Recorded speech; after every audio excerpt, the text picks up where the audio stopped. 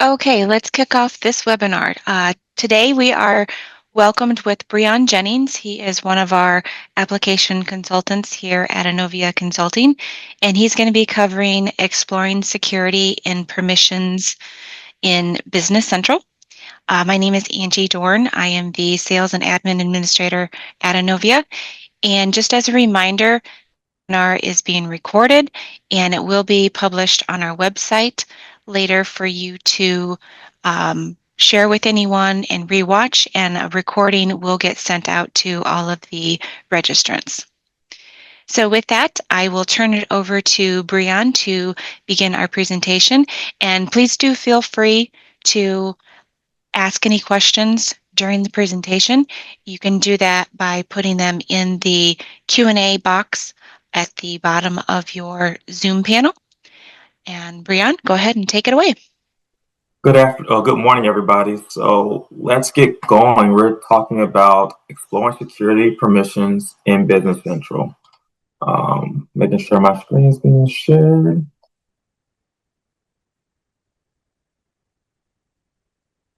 Alrighty, Angie, you can see that? Yep, exploring security and permissions in BC. All right, so thank you, Angie. So you guys have already got my introduction of me, so I'll skip over that. So what we're talking about today, we're going to talk about one of the biggest things that I find people have struggled with is how to start this. It can feel overwhelming. It can make people feel like they don't know what they're talking about, or just get to a point where they just kind of decide. So talk about where do we start with permissions, the kind of structure of how you should look at this and how it flows through in Business Central. We'll talk about the permission sets, the security groups, and ultimately how to audit your permissions when there's things going wrong, when you're trying to discover and research things, right? But first, we're going to talk about configuration and permissions, right? So when you're configuring the system, a lot of people get confused with a role. Okay, well, this is my CSR. This is what I want the screen to look like. Well, that's different, right? When we talk about permissions versus configuration, what you can see, well, my analogy is configuration is what you can see, permissions are what you can do. I want to say that one more time. Permissions are what you can do. Configuration is what you can see. What I mean by that, your main screen may not have customers visible. You don't see it at that time. But a user who has a super user permission can search customers and get the screen to populate.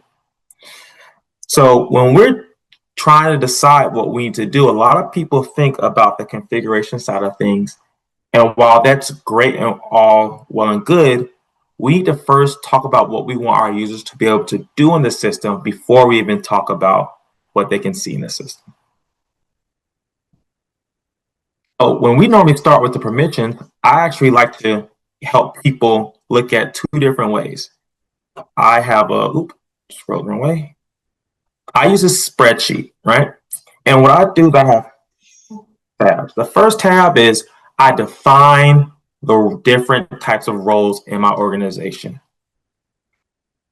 It can be an accounts payable person, accounts payable manager, accounts receivable person, or CSR, finance manager, controller, warehouse employee, so on and so forth.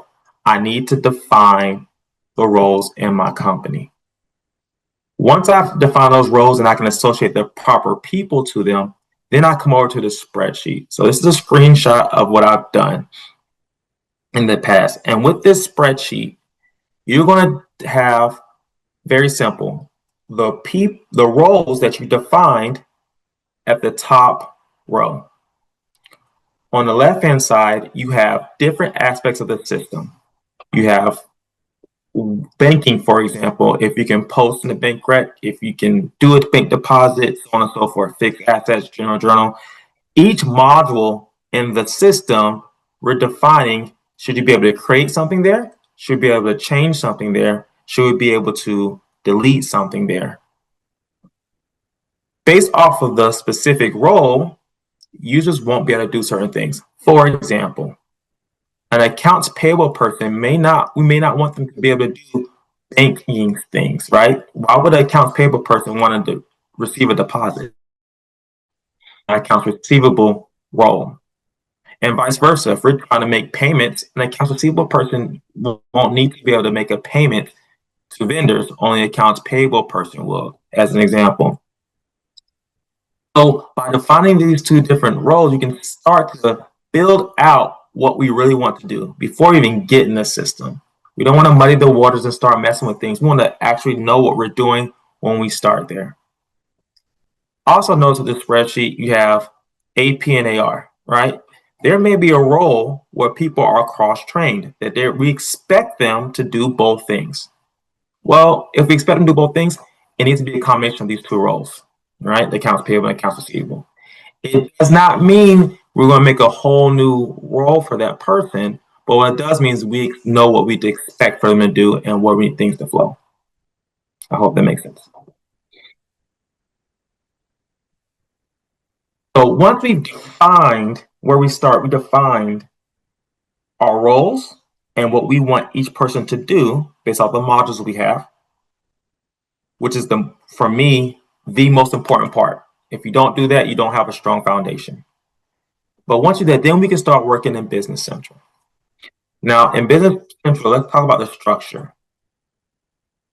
This visual coworker did for me is we have as a cake, right? So in the highest level, we have permissions, okay? But if you can see, permissions are the smallest portion because they live in what we call permission sets, okay? So once we define our permissions, we need to set them up in our permission sets. That way, instead of having each individual permission for each individual person, we instead assign a permission set to that person. And at that moment, they get everything and all the permissions that come along with it. Now that's base if you're looking at strictly Business Central. We normally start the permissions, load them to permission sets, and assign the permission sets per person. But recently, I think it was maybe 2 or 3 versions ago, Microsoft added what we call security groups when they went through a change of how we do permissions. And what security groups are is another layer below that permission sets. So with the security groups, you're able to go into Entra, assign people to these security groups, and then assign permission sets to these security groups. How does that help? Well, it helps because it allows for you to, when you assign a new user in the system, a new employee, you can assign everything right there in Entra. It flows all the way through to Business Central, no harm, no foul. And we'll go through that a little bit later, but just kind of give you the overarching thought process. When we talk about permissions, I have permission sets here, but it really starts at the permission, right? If you look at this permission here, Business Central runs off of these 5 things I want to say, and there's going to be another additional one that we'll talk about in a second. But you have read permission, insert permission, modify permission, delete permission, and we have execute permission. When we're talking about from a table perspective, you're either going to be able to, can you look at the table? Can I write something in that table? Can I change something in that table? And can I remove stuff? Right? Those are all the main things. And you see that in the screenshot I have here. We have table data, payment terms. Someone can read the payment terms table, but they can't do anything else with it. They can just read and have access to it. Or you can see in this line for country region, this permission set, you can read it, you can enter information, you can modify, and you can delete. Couple things I want you to pay attention to. Blank does not mean no, it means null, which is the most confusing thing in the world, right? It doesn't mean you can or can't do it, but it doesn't sign you saying, yes, this person can. The reason I say that is if you want someone to absolutely not be able to do something, for this type column, it needs to be exclude, not include. Very important. If you positively do not want them to have access to it, you have exclude. That's the first thing. Second thing, you see right here, you have indirect access for some things. For this currency, when you have indirect access. What that means is they can't directly go to that table, but they do have access to that information from another place. I'll give you an example. If you have an accounts payable clerk that's cutting checks to vendors or cutting ACHs to vendors, you need for them to have access to the vendor's banking information. For Business Central Standard to do an ACH, they need to have a routing and account number in the system for that vendor. Well, you don't want your accounts payable clerk to have access to that vendor's bank account information because they can change it to theirs. So it helps prevent fraud. So instead of giving them direct access to that information, you give them indirect. So that way, when they're trying to cut checks, it's going to read that information from the table data, see it's me, but see I don't have direct access, but indirect, and I can cut that payment. If I have no or a blank there, what will happen is when I try to execute or do that function that allows me to export that ACH payment, it's going to error on me, saying I don't have access, I don't have permissions for it. So by using that indirect, it allows you to say, hey, I don't want this person going there, but they need this information. They need to be able to access this. And the last column we didn't talk about quite yet is execute permissions. Notice this is blank for everything. Well, object type table data does not execute things. The only thing that execute things is what we call code units. Okay. Now, code unit is when you click on something and it does something, right? So the example I gave you was when we were exporting that ACH payment, that file. That's a code unit that does that thing in the background. So that would have an execute permission as yes or true. Okay. So don't worry too much about execute permissions because a lot of times when you're doing something, the main thing you're concerned about is this table data. Okay, you want to make sure people have access to it and not have access to it. We'll talk about just in a few minutes how that works. And so this is what I was talking about, like excluding or including things right there. If you want to block access, you need to keep access to the table. So the last part of this is that security filter. Let's say you have a user or dimension, and you want them to have access to only specific dimensions. This security filter allows for you to only have access onto these few options, not to everything. It's a cool feature. I don't see it used enough, but it's something that is helpful. And as you go through your scenarios, you might think, well, I want them to have access to this. I just don't want to have access to everything. Well, that's where your security filter, I wanted to back your mind that to kind of say, oh, wait, I have an idea for that. That's what that security filter does. Now, when we talk about security from Business Central's perspective, it's a page thing. So you can't go into a customer page and say, I want them to access everything but this field. Okay. It's an all or nothing thing. That being said, and we talked a little bit about configuring, you can do things with configuration to lock a field out, and that has some cascade effects. But just to let you know, when we talk about permissions, I want you to think about this. Can I do this on the whole entire page or nothing on that page?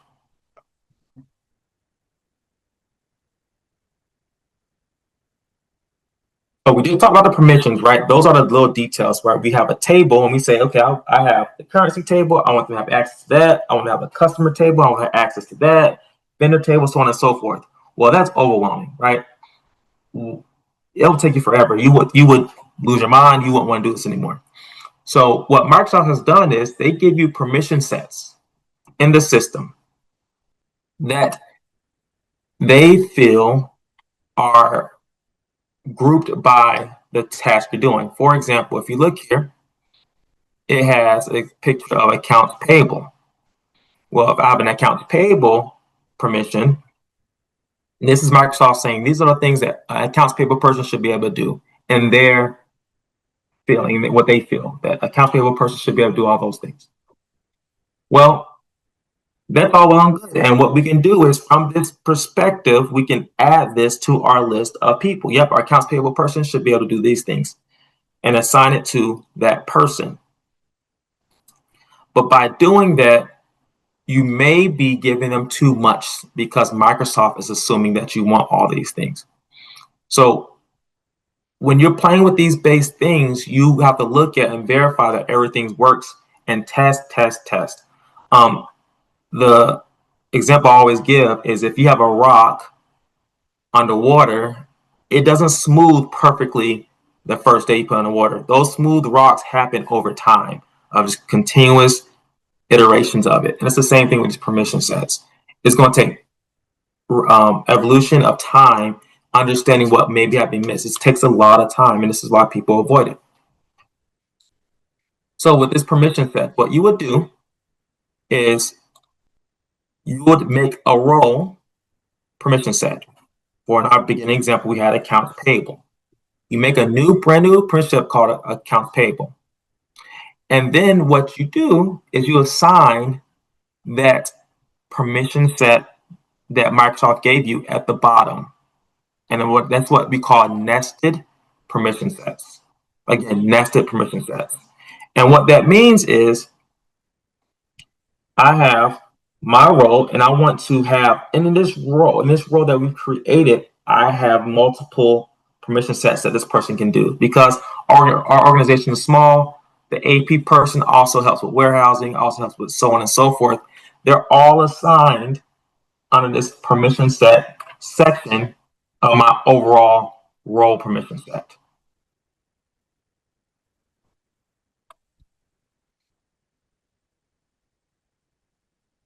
We say, okay, Brand, how do I create this new permission set? What do I do? Well, you first can do a couple of things. I'm going to go through all these. You can go ahead and create a permission set by either new or copy. So if we know one has our base things that we want, you can go ahead and copy it. You have these options right here. You see that image, you have copy permission set, and I'm copying this D365 basic. I can name this new permission set whatever role I have to make it simple for me, and I have a copy operations. Now there's 3 of them. The one I want you doing every time, for the most part, is copy by reference. Well, copy by reference is it's saying that, hey, you're copying D365 basic permission. If Microsoft makes a change to that D365 basic permission, I want you to make that change of mine as well. That is going to be important because in this SaaS world, when you do upgrades and when Microsoft pushes new things, you want to have access to that new thing that Microsoft has given you. I think the best example I have is when Microsoft came with the dimension corrections. Well, I want to have access to dimension corrections because people make mistakes in the system. Well, they put the permissions needed to do that function in the proper permission set. So by doing a copy by reference, you're saying, hey, if you make a change, if Microsoft, you make a change to this permission set, add it to me too. I don't want to have to manage that. I want you to manage that on that side. So my nested would be AP or the accounts payable one, and it's going to automatically flow through to my own custom permission set. The other options are flat permission, copy, and clone. With the flat permission, copy, and clone, essentially there's no tie to the original permission set. So you're copying everything that was created by Microsoft, but if they make a change, it doesn't affect yours, right? And we want to leverage what Microsoft is doing. We want to have access to the new functionality. So my recommendation would be to copy by reference 9 times out of 10. There's instances where you don't want that one, but for the most part, copy by reference is what you're going to want to use.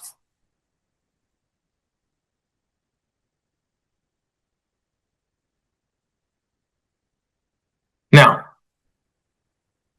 we've created our new company, so Incorporated, or Novia Incorporated company, right? We have that. We've added our nested ones in there. So we said, okay, for this person, we want to have AP base Business Central one. We want to have AR because it's cross trained. We want to have banking, so on and so forth. The ones that Microsoft assumes we want, right? And we go and we test, and we find that, hey, we don't have access to this. It's giving me a permission error. It's saying you don't have permission to table data, read, table number, so on and so forth, right? Just this obscure permission error that you're not sure what's going on.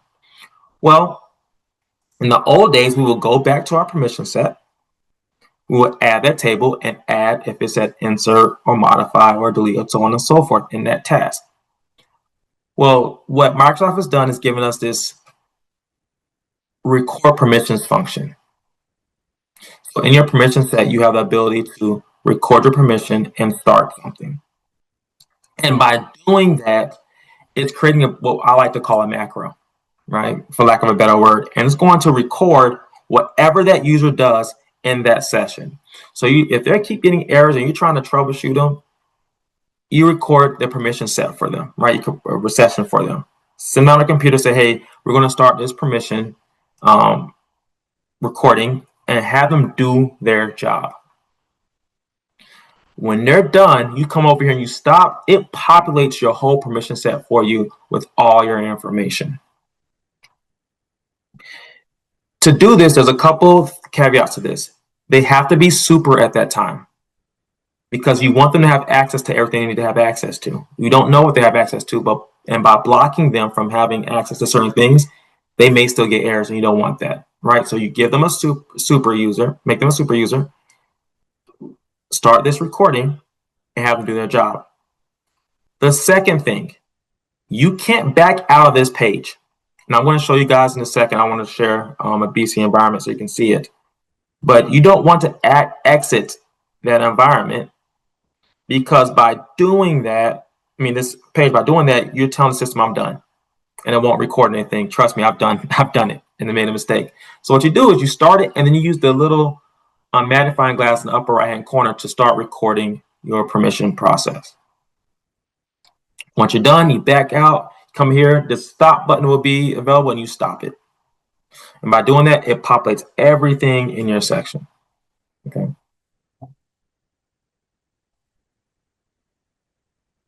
Like anything else, if you do this in test, sandbox, so on and so forth, to get people all ready and without impacting production, you can go ahead and you can export and import it into our environment and have it up and running, because we've already tested. We know we're confident and we're up and running. So you can have this and you do these things without affecting everybody.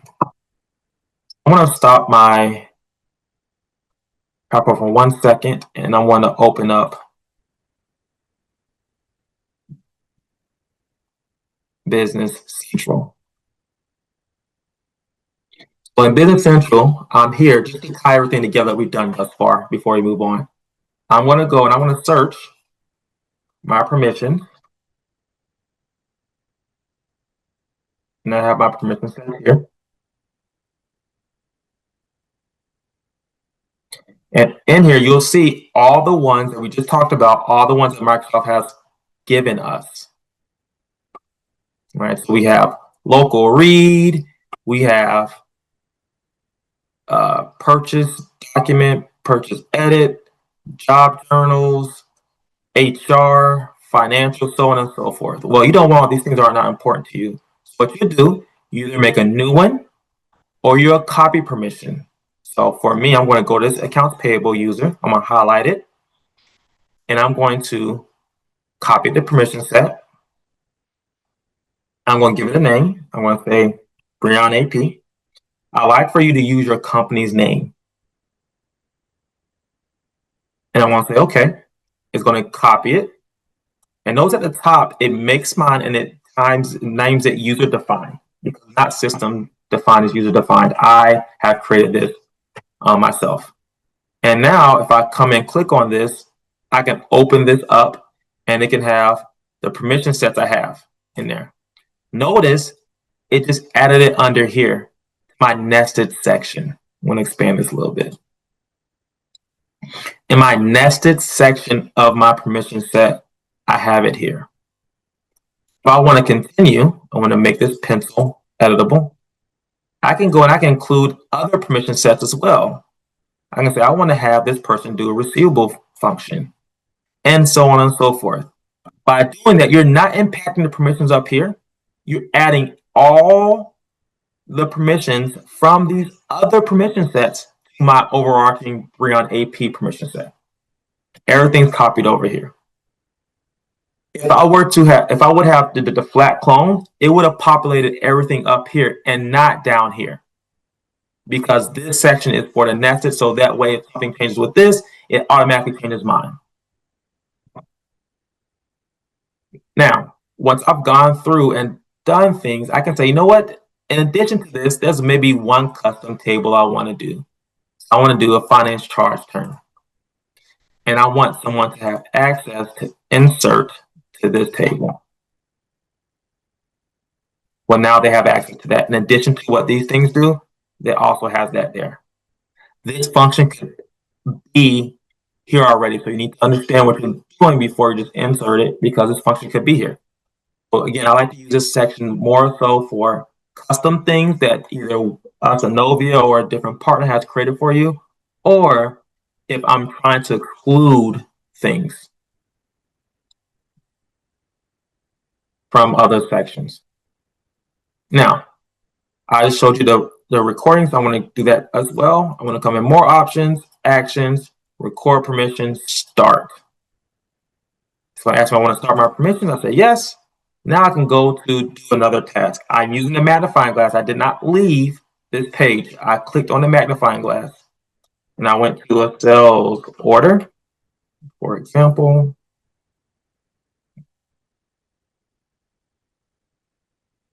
And I'm going to go and edit one of these here.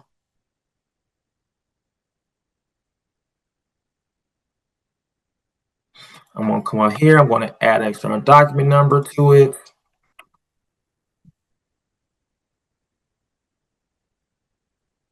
I'm going to come to lines. I want to add a jail account.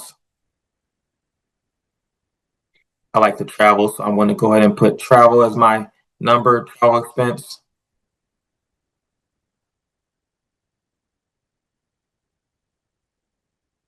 And I'm just going to do my job, right? I'm having them do their job. I'm having them do their tasks they normally do on a day-to-day basis. If they post it, I have them do all these things here, right? But once I'm done, I'm going to go back. I'm going to go back. I'm going to come to actions, record, and I want to stop it. And it says, do I want to add it? Yes. And I'm adding it. And what it's going to do is going to build out all the functions that it took for me to do that. It will build it out here. So you see, now, just for me doing that sales order and doing that, I need permissions. I need access to all these things to accomplish what I just did in some form or fashion. Be able to read a table, be able to indirectly have access to it, so on and so forth. You see these tables, I have execute permissions. And if I go further, you'll see code units as well. If I were to press certain things, and it'll do those things. So the code unit, and I have access to execute it as well. So you'll be surprised at what it takes to do certain things, which is why I tell you guys, and I tell everyone, start with your nested first. Start with what Microsoft gives you first. And then have users go in and test and do things. And if they're able to do things that they shouldn't be able to do, you need to exclude that function. And if they're not able to do things they should be able to do, you have them recorded so it can be included. I hope that all makes sense. Andrew, do you have any questions so far? None have come through yet, Brian, but if anyone does, please go ahead and get them entered in, and Brian can get them answered for you. Perfect, because I really want this to be clear, because this can get a little confusing, which is why I stopped the PowerPoint just to show you and walk you through that.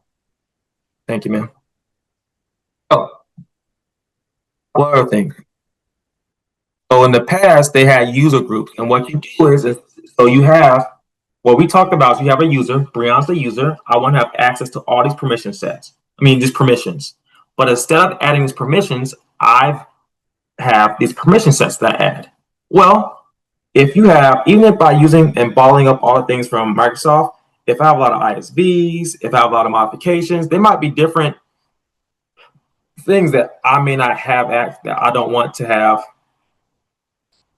under each person. And on top of that, I have to go to each person in that role. So if I'm a bigger organization, I have 5 AP people, I need to go and duplicate those permissions in every single person, right? So I could have 6 or 7 permission sets under Breon, then 6 or 7 permission sets under Angie, and so on and so forth, which again allows for a management of this information a mess. If Angie gets promoted, if Breon leaves the organization, having to manage that, it just gets messy. So what they did was they had this user group where you could have people for a single group, which was great and gives ability to do a lot of different things. But what they've done now instead, even further assist us, is do it by Entra. So this is what we're going to talk about really a quick second, but I want to zoom in a little bit to make it clear. And you can see you have your user groups, and in each user group, you have what permissions are involved and what members are involved with that group. And you can also manage it by user group. You can just click a button and say, okay, these are my users, and these are the user groups I want them to have access to. But by doing the security groups, it works the same as the user group, but Entra manages it. Entra manages it. So what that allows you to do is you have a new team member, you have a new person, you get them an Active Directory, you get them information, and then you assign them to that security group that flows into Business Central. So now you have all the members of that, and you can assign the permissions to the security group. So now when you're going through the new employee orientation, you're giving them access to their computer, giving them access to new things. You can add them to Entra. It automatically will flow when they make their new user, flow into Business Central, and give them the proper permissions. I took a couple of screenshots here because Entra is it's not new, but it's relatively new to some people. They haven't managed it yet. So if I come over here, you see I went to entra.microsoft.com. Your admin in your organization will have access to this Entra, and they can search it. And you see I come into our Novia one, and I want to create a new group. I'm gonna go to groups. I'm gonna go to all groups, and I'm gonna make a new group. So now, going back to what we did in the very beginning in our spreadsheet, which is why I've defined this. Defining this is very important. You have all the different role groups that you want to have for them. You want to have an AP, AR, financial manager, warehouse employee, so on and so forth. You make a group for each one of those groupings. It may not be role specific, that's okay. But you have to define how you're going to group your security. And the example I give you is the role. And you assign it the people to a specific role. So I said, okay, I want a new AP role. And I'm adding, I went too fast. And I'm adding all the users that are AP individuals to that group. Now, when I create a new employee, I go in Entra, I go into my group, and I add a new member.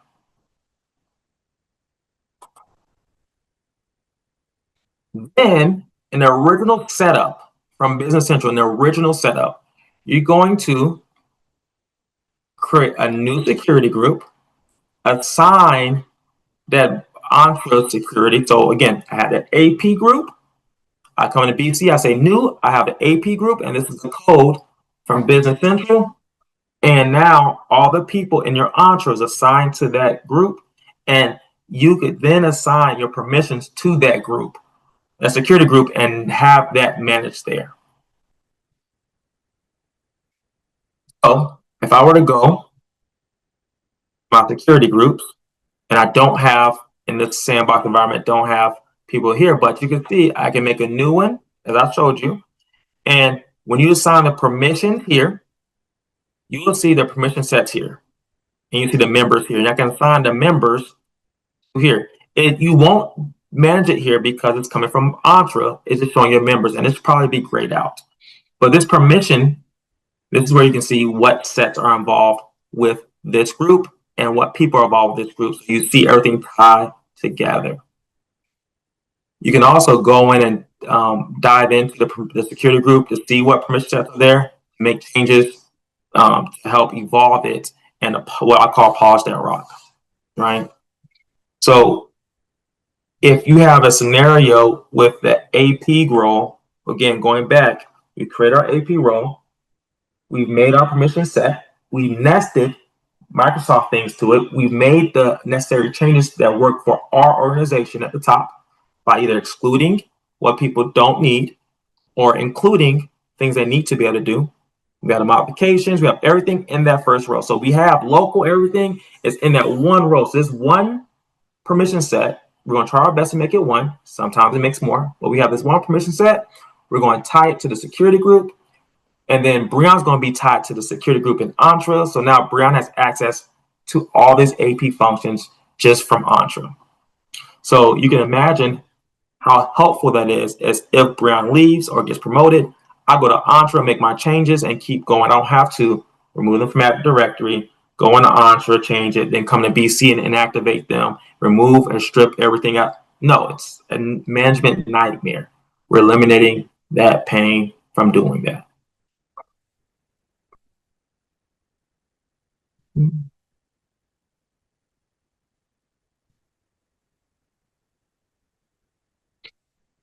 But last but not least, you have a scenario that these individuals have access to this something, or your accounting team, you're going through an audit and you need to know, hey, who has access to what? Well, Business Central allows you to do what we call effective permissions to show who's assigned to what for that person, right? Because it's not enough to have their permissions set there. The auditors are not going to be happy with that. They want to know what you have access to. Now, this section can be clear as mud. So I'm going to try to explain it and make it make more sense. But sometimes auditors still need more information from this aspect. It just depends on who your auditor is. Some people say it's enough. Some people say they want more. It just depends on who you're facing, who you're auditing. On top of that, what we can have is a change log. So going back to the scenario, I'm an AP person, Andrew's an AP person, and we are doing great and all that good stuff, but someone changed the vendor's bank account information. Well, by default, we don't know who did it, right? In the back in the system, they have modified last by, but let's say Angie changed it and I changed it back. So my name is changed it back, but we're trying to figure out who changed it originally because we have to make that payment right then and there. By turning on change log in the system, you're able to look and see who made those changes at that time. Now, a big thing with changelog is you don't want to changelog the whole table. I want to say it again. You don't want to changelog the whole table. You only want to changelog specific fields. That way you don't have any problems with performance. What happens is when you do a changelog and you have different things logging, it's going to another table and logging what happened. So by doing a changelog for everything, you're going to cause yourself a lot of angst and pain because it's going to slow everything down. In addition, that table is going to get bigger and bigger. It doesn't delete, it gets bigger and bigger and bigger. And by doing that, you get to a certain size, and now it starts to have performance issues in your environment. You might have to purchase more memory, all that stuff. So our advice to you is don't turn changelog on for everything, only specific fields. We'll get into that in a second. But going back to our effective permissions, you will go into this person's user card and you're going to select effective permissions. When you do that, it's going to show you, it's going to take a minute, and it's going to show you at the top all the permissions that this person is set to. Then it's going to say down here, based off of this row, this payment terms row that I'm selected up here, these are the tables that talk about this payment terms. So these are the nested permissions that are giving Galen a payment term, permission of read, insert, modify, delete. Now the system's going to take the higher level of permission out of all of them. What do I mean by that? Notice each one of these permission sets don't have yes for everything. You have AR, AP, super, and business. I'm not sure which one that is, but you see that two of them have insert permission, but two of them don't. Well, actually, three of them don't. And this basic down here doesn't have, only has read, doesn't have insert, modify, or delete. But because super is here, it has yes for everything, and because this business premium has yes for all these things, that person in default has the higher level, which means yes for all these things. Now, if you have exclude, that's an exception. That's when we're going back to that null versus exclude. If you have excluded on it, they will be excluded from the permission set from that person. Also notice at the very bottom of this nested section, you have entitlement. This is going to be entitled based on your system settings. If you have the license type of premium and the premium can do certain things, it's going to automatically have this entitlement of these things down here. So that's where, again, talking about exclude permission is important. Using exclude to make sure people, hey, listen, I know you're supposed to be able to have access to it. I do not want them to have access. Exclude them, exclude them, exclude them.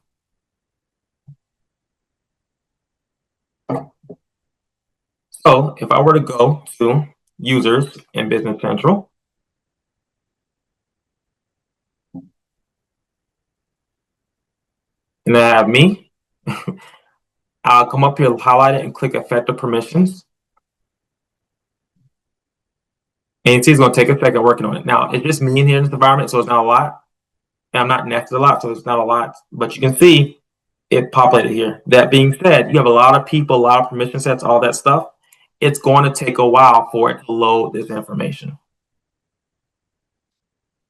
I'm going to expand this page, and it looks exactly the same. We have, if I'm highlighting the payment terms, these are the two permission sets Breon's assigned to, and this is what they have. If I click on a different one, it's going to change based off of what I have. Now, again, I only have two permission sets, so you're not seeing the change here, but that's what happens, right? Because I'm a super, it's giving me all the access to it, but you see these two, based off what I'm highlighting, would change and show. And you have the entitlement at the very bottom.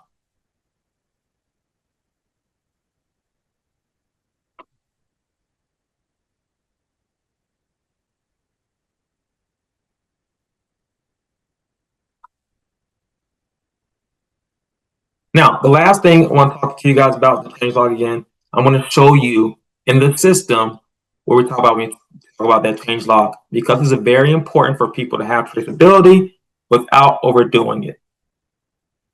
So if I go back to Business Central, and I go and search my changelog, you see how my changelog set up in my changelog entries.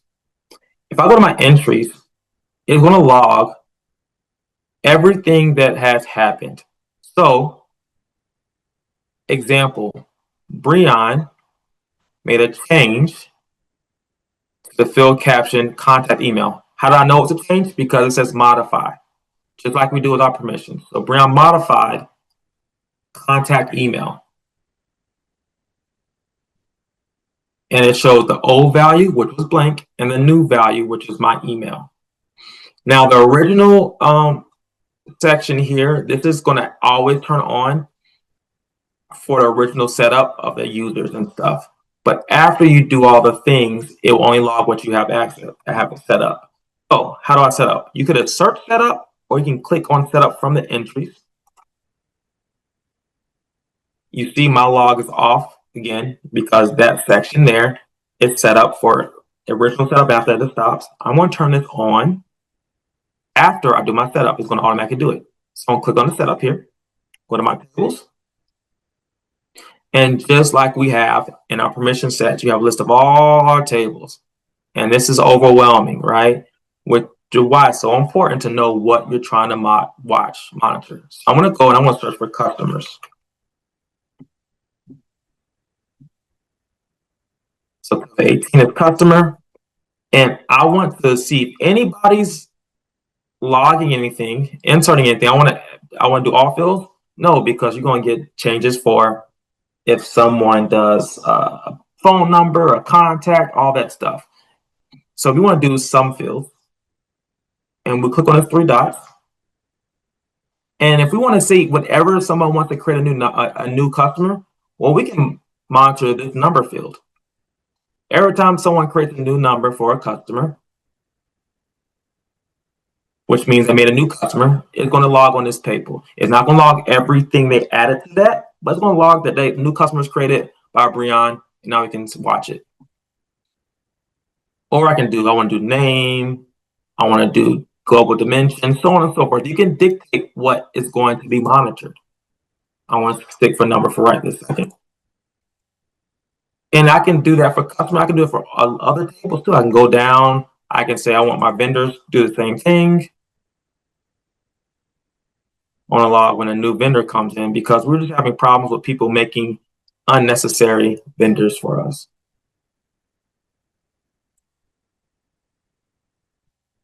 We can also log if someone changed something. That's the example I keep giving is that bank account. If someone does a vendor bank account change, I want to know what happens. I want to be able to see, okay, who changed the bank account and the transit number. Transit number in BC is the same thing as the routing number. I want to know who changed that. I want to know who deleted that too. I don't care about all the other information on it because that information could not be necessary and doesn't have any impact. Like the name of the bank and so on and so forth may not have an impact. All we care about is our account number, our transit number.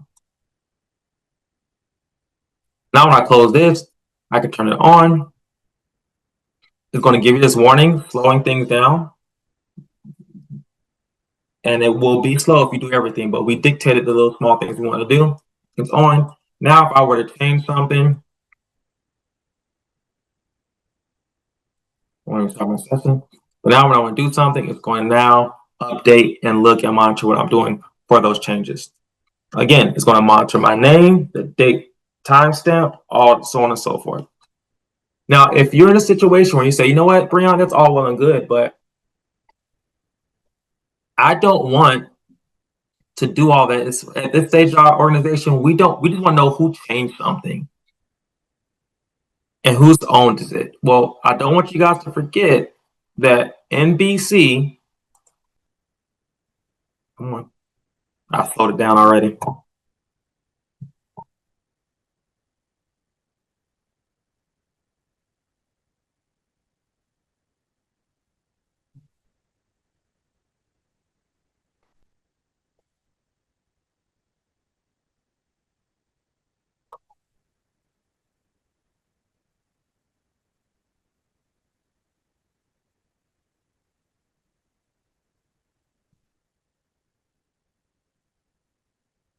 If I were to come here, the keys are, you can get to this page on two different ways.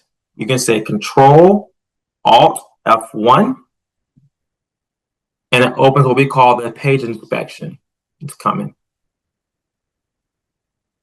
And page inspection tells you the table number, but all the fields there. And if I were to start typing modified, you can see the last person who modified it. The last person modified it on 3/4/2025, and it was Brian. This has nothing to do with changelog. So if you do not turn changelog on, the system's still going to record the last changes and the last insert. I'm sorry, not last insert, but whoever created it. Again, I want to say it one more time. If you do not turn on changelog, it's okay. You can still see who created something and who modified something last.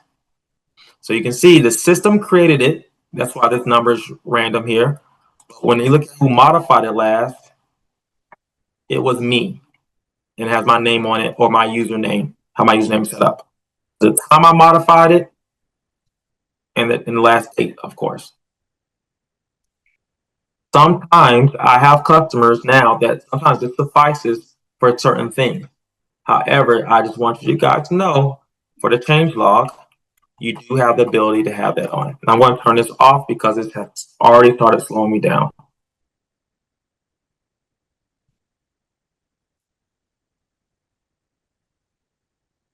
Now, this page inspection, be careful.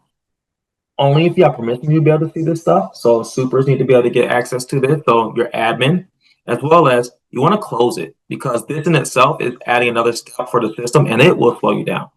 So you'll see us, we'll ask you for information. We open this up, look at it, and close it out quite frequently when we're supporting you. At the time, I want to close this out the way.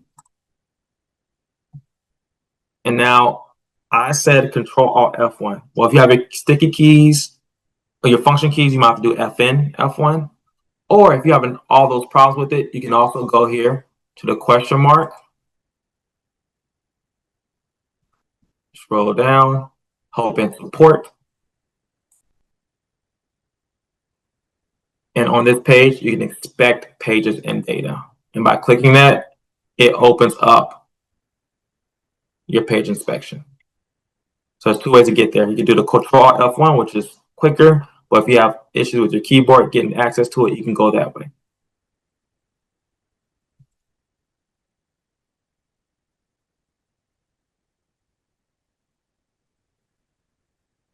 Now, we've talked about everything. We talked about how to access it, look at how do we start this monumental mountain. How do we start doing these things? We talked about by using spreadsheet and defining it outside of the system. We talked about the cake and how you start with your permissions, understanding what you need permissions for by using your spreadsheet, and then you also tie it to a permission set. So you create your new permission set and nest Microsoft-based things that, again, you define in your spreadsheet about what you need them to do. Have the user test. Once the user tests and you see, hey, they have access to these things that they shouldn't, you exclude them. Or they don't have access to things that they need, and I can't find that permission set, you record a new permission for them with their help. From that point, once you've built that permission set, that user should be someone that you trust in the organization. You create an entra, assign the people to that role, and move forward. If someone's in multiple roles, you add them to multiple security groups so they have all the permissions to do what they need to do. Once an auditor comes, you can go to the effective permissions, export that information so they can see what someone has if they have questions about it. 9 times out of 10, that's okay, but they may need more information. So I'm going to default to what that organization is going to have you get, and we'll help you, support us, reach out to us. We're more than happy to help. And also, last but not least, you have your change log. That is your last line of defense that allows you to see something happened, what happened. Biggest caveat there, do not turn on for everything. Only turn on for specific things in the system. Otherwise, you will have performance issues. People will complain, and you will take forever to do simple transactions. It can halt you guys. So only do it for specific fields. And with that, we're all good. Thank you guys for coming to my webinar or session. Please let me know if you guys have any questions. I'm more than happy to answer them. But if we don't, we are free to go. All right, Brian, thank you for the presentation. No questions have come through yet. Like Brian mentioned, if you guys do have any questions, get those in now, or if you'd like to contact him at a later time, maybe after you share this with any of your other work colleagues, feel free to reach out to him. Do you have your information up? Yeah, yep. So this is my information. It's me, even though I have more here now. So All right. Thank you again, everyone. And as I mentioned earlier, We recorded this, so everyone will get a copy of this emailed to them, and you can share it with anyone, rewatch later, and we will have it posted on YouTube and on our website. And feel free to check out our resources page on our website. We have a variety of information for you to explore and share with your other colleagues. And with that, we will wrap it up. Thank you again, everyone, and have a great afternoon. Thank you, Brianne. Thank you guys.